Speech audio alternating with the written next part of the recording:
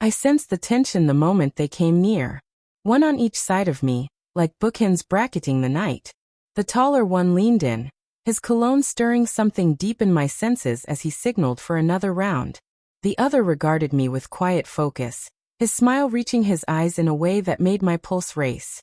I hadn't planned on company tonight, but as they settled beside me, I knew this evening wouldn't be as solitary as I had imagined. There was something magnetic about them, an unspoken pull that drew me in. I sipped my drink slowly, letting the warmth curl through my chest as our dialogue deepened. "We have a suite upstairs," the taller one mentioned, voice smooth, gaze locked with mine. "Care to continue this conversation somewhere with a bit more privacy?" Before we go on, if you're enjoying this story, please take a quick second to like the video and hit subscribe. It helps the channel grow and ensures you never miss what's coming next. Now let's return to where things were just heating up. The chandelier above scattered golden light across the marble bar, illuminating the amber swirls in my third cocktail. I hadn't meant to indulge quite so much, but after nailing my pitch to the board earlier today, I was in a celebratory mood. 4 days of prep, countless dry runs, and now success. The stress that had weighed on my shoulders for weeks finally began to melt away. "Another Manhattan for the lady," the bartender said, pulling me from my musings. I smiled and tapped the side of my glass. "Why not? It's not every day you seal a 7-figure agreement." He gave me a nod and turned to make the drink. That's when I noticed them. 2 men at the far end of the bar, both in sharp suits that hinted at wealth without screaming it. One of them caught my gaze and raised his glass in a gesture that was both confident and questioning. I returned the silent cheers, feeling a flutter deep in my stomach. I wasn't normally this forward, but tonight had a different energy. Maybe it was the lingering adrenaline of success. Or maybe just Miami's sultry air loosening my usually well-guarded edges. Either way, when they approached shortly after, I didn't pretend to scroll through my phone. "Mind if we join you?" the taller one asked. His voice was richer than I expected, a striking contrast to his carefully styled hair and clean-shaven jaw. "I'm Leo," he said. "And I'm Daniel," added the other, his smile quieter but somehow more sincere. "We couldn't help noticing, you're celebrating something." I shifted to make room between them. "Ava. And yes, I just closed a deal I've been chasing for months." "Then we're honored to join the celebration," Leo said, waving over the bartender. "Whatever the lady's drinking, plus our usual." From there, the exchange flowed with surprising ease. Leo turned out to be a finance executive, full of stories about high-stakes negotiations that echoed my own. Daniel, the more reserved of the two, was an architect whose passion lit up every time he described his projects. With both of them, I found myself laughing more freely than I had in ages. The weight of boardrooms and briefings lifted with each passing minute. "So, what brings 2 successful gentlemen to a hotel bar on a Thursday night?" I finally asked, curiosity tugging at me. They exchanged a glance, clearly sharing some unspoken joke. "We've been friends since college," Daniel explained, running his finger along the rim of his glass. "Whenever work brings us to the same city, we try to catch up." "Happens more often than you'd guess," Leo added with a grin. "Though tonight's meeting turned out far more interesting than we anticipated."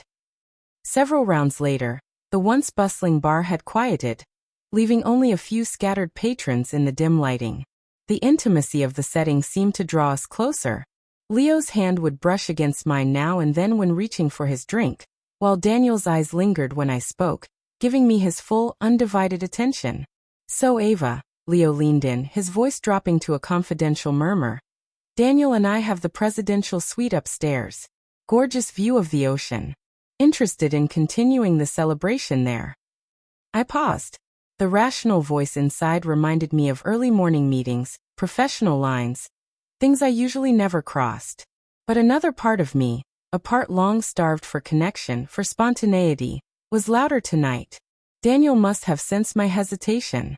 "Just one more drink," he said gently, his gaze sincere.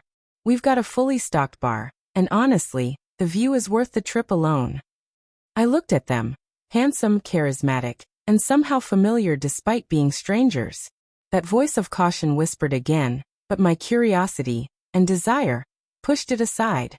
"One drink," I said, setting down my glass. And I want to see this view you keep hyping. The elevator ride was brief but charged. Leo stood behind me, his breath teasing my neck, while Daniel pressed the top floor button, his fingers brushing mine. Neither man made a direct move, yet I felt completely surrounded. The suite was everything they'd promised. Huge windows looked out over the sparkling city fading into the Atlantic. The living room was larger than my apartment, designed for both luxury and comfort. "What's your poison?" Leo asked, heading to the bar cart. "Surprise me," I replied, slipping off my heels and walking toward the balcony doors. "Pick something that suits the view." The night air wrapped around me, warm, carrying hints of salt and sea. Far below, the hotel pool glowed like a jewel. Beyond that, the ocean stretched endlessly. Beautiful, isn't it? Daniel appeared beside me, offering a glass of amber liquid. Leo mixes a strong old-fashioned. I accepted the drink, our fingers brushing lightly. "It's stunning."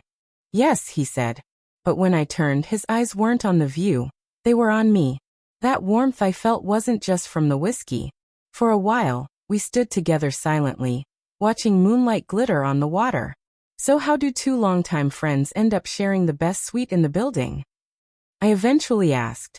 Daniel smiled and took a sip. "Leo's firm is paying for it. I'm designing their new headquarters." "So perks of the gig?" "And we coordinated our schedules," he added. "We always try to. After 20 years, friendship like ours deserves the effort." Inside, soft jazz began playing. I glanced back to see Leo adjusting the speakers, jacket gone, sleeves rolled to reveal toned forearms. He caught my eye through the glass and lifted his drink in invitation. Back inside, the air conditioning raised goosebumps on my skin. I nestled into the velvet couch, suddenly aware I was alone with two near strangers, and that I didn't feel uneasy at all. Leo noticed my slight shiver. "Too cold. Just the shift from outside," I said, taking another sip for courage. Daniel took the nearby armchair, his posture relaxed, eyes never straying far from me. "So, powerful woman landing million-dollar deals. No one waiting for you back home?" he asked. I laughed softly. "Just my cat. He's probably happier with the sitter." "No relationship?" Leo arched a brow. "Divorced. 2 years now." I didn't know why I shared that, but it felt right. He couldn't handle my ambition. Wanted a wife, not a partner. "His mistake," Daniel said simply, his tone full of conviction. "Absolutely," Leo echoed, his hand resting behind me on the couch, close enough to sense but not quite touch. The air changed. A current passed between us. Jason's knee occasionally brushed mine. Daniel leaned in whenever I spoke, as if every word deserved his full attention. "What about you two?" I asked, steering the spotlight. "I imagine you don't lack for companionship." They traded another one of those wordless looks, something long-earned. "We do all right," Leo smirked. "Though real connection's harder to find than you'd expect," Daniel added thoughtfully. "This kind of life, it takes a certain understanding." "You seem to understand perfectly," Leo said, his voice lower now. I took another drink, my pulse matching its warmth. "I do." The space between us felt electric, a charged invitation waiting to be accepted. I could feel myself leaning into it. "So," I said, setting down my glass and turning toward them. "What exactly are we celebrating?" Leo's grin was slow and deliberate. "Whatever you'd like." My gaze shifted to Daniel. His expression was serious but open. "Your win," he said. "And whatever this is." I stood and wandered toward the window. My reflection shimmered against the cityscape. A woman on the edge of choosing. I turned. "I think we should celebrate properly. Don't you?" Leo stepped in, his hand settling on my waist. "Are you certain?" The question held layers: respect, desire, sincerity. "I'm sure." His lips met mine, firm and practiced, igniting something I hadn't let myself feel in years. When we broke apart, I was breathless. Awake. Daniel moved in more slowly, brushing my hand, asking without words. When he kissed me, it was deliberate and reverent, and I melted into it. They made their way with me to the bedroom, where walls of glass framed the skyline and the king-sized bed promised something unforgettable. "We can stop anytime," Daniel murmured, tracing my collarbone. "I don't want to," I whispered, already loosening the buttons on his shirt. Leo moved behind me, gently lifting my hair to kiss the nape of my neck. Tell us what you like, he murmured, voice thick with anticipation. What followed was not just passion, it was discovery. Leo's confident hands guided, while Daniel's focused care explored. They moved as if choreographed, keeping me at the center. As my dress slipped to the floor, Daniel steadied me, eyes full of awe. You're stunning, he whispered. Absolutely, Leo agreed, leading me to the bed. As they undressed, their physiques mirrored their personalities. Leo solid and commanding, Daniel lean and intense. The rest was a blur of sensation. Each man attuned to my reactions, alternating rhythm and focus, letting me experience every moment completely. Daniel's gentleness grounded me when Leo's drive swept me up, and vice versa. Is this okay? Daniel whispered as we moved together, bodies in sync. Perfect, I gasped. Jason kissed across my collarbone while Daniel held my gaze, their attention unwavering. They took turns, always returning to me, amplifying and balancing each other. I lost myself in waves of feeling I hadn't known I was capable of. Eventually we collapsed, tangled and content. Leo's arm across my hips, Daniel curled behind me. Stay, Daniel murmured, lacing his fingers with mine. I nodded, smiling into the dark. Morning came softly through the curtains. The bed beside me was empty, but I heard murmured voices in the suite. I found them at the table, shirtless, relaxed over coffee and breakfast. You're right on time, Leo said, pulling out a chair. We ordered everything.